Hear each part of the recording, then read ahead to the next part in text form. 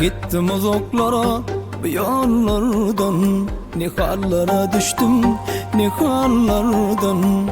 Yadadım bütün yalanlardan, söğüsün ondan zalimlerden. Var benim feryadım kimlere aydayım, vurmaydım bolsun her zaman göreyim. Oşayın ellerimi saçın darayın, öpüp şirin şirin yanaklardan.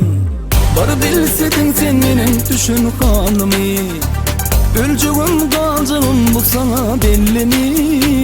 Çağırsam yanıma gelirmin seninle, geçip oluyor dolur dumanlardan.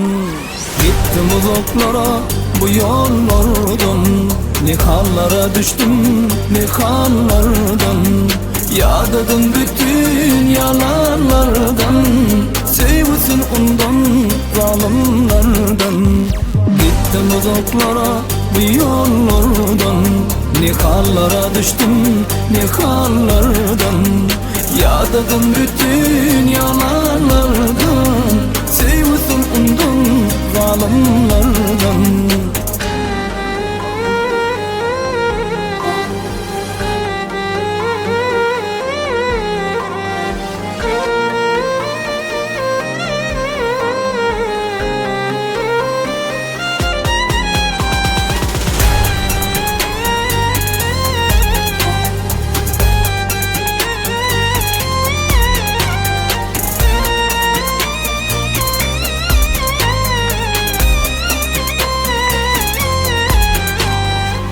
Sevgim için baracak nadar salsadım, yüreğimde doğruluğu bilsedim. Benim diye sözlerimi senin diyesedin, eşideyim onu senin dillerinden.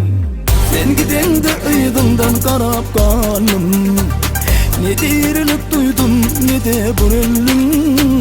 Undurma çok günleri başıma sallam, durmuşum ağır ağır yollarımla. Gittim uzaklara bu yollardan, ne hallara düştüm ne hallardan. Yadadım bütün yalanlardan, sevsin ondan zalimlerden. Gittim uzaklara bu yollardan, ne hallara düştüm ne hallardan. Yadadım bütün yalanlardan, sevsin ondan zalimlerden. Gittim uzaklara bu yollardan, ne hallara düştüm ne hallardan. Yadadım bütün yalanlardan, sevsin ondan zalimlerden.